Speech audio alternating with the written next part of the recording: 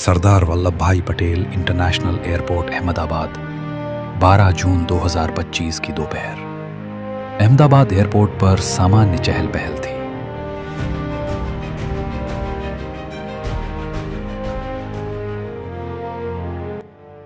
Flight AI-1721 एक Boeing 777-8 लगभग 126,200 litre ईंधन से भरा हुआ अपनी मंजिल की ओर बढ़ने को तैयार था।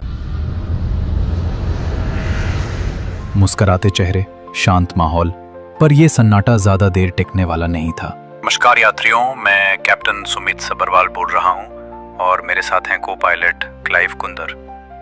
मेरे पास लगभग 8,200 घंटे का उड़ान अनुभव है और को पायलट क्लाइव कुंदर के पास 1,100 घंटे का।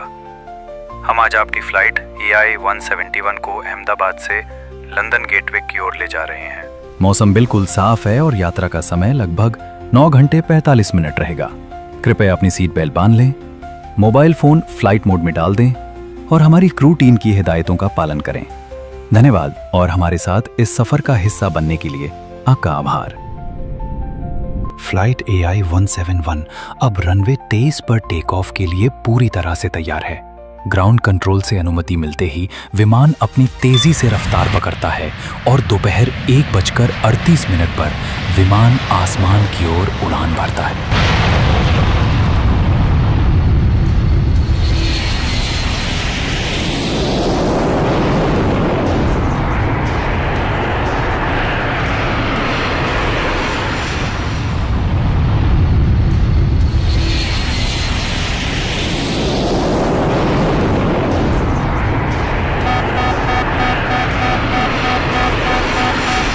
और टेक ऑफ के 17 सेकंड बाद जब विमान करीब 625 फीट की ऊंचाई पर था तो उसका कनेक्शन रडार से डिस्कनेक्ट हो जाता है।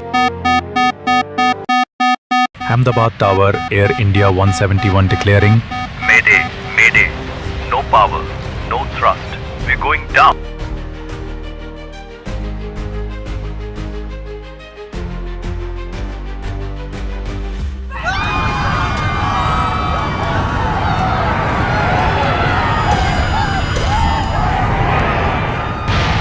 एयर इंडिया 171 विमान का संतुलन बिगड़ गया।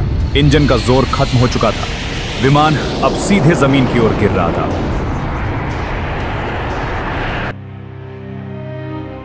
उसी वक्त बीजे मेडिकल कॉलेज हॉस्टल की छत के नीचे कुछ मेडिकल स्टूडेंट खाना खा रहे थे कि तभी अचानक विमान मेडिकल कॉलेज की छत से टकरा जाता है और ब्लास्ट हो जाता है।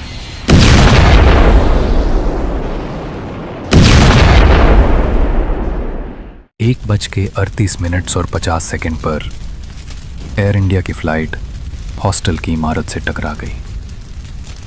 आग भड़क गई और पूरे शहर की रूह कांप उठी। हर तरफ भयंकर आग और काला धुआं और सिर्फ मलबा पड़ा था। इन सब के बीच चमत्कारिक रूप से एक व्यक्ति जिंदा बचा। 27 वर्षीय विश्वास रमेश, जो सीट 11A पर था। वो विमान के पिछले हिस्से में था जो इमारत से पूरी तरह नहीं टकराया। वो बुरी तरह घायल था लेकिन होश में था।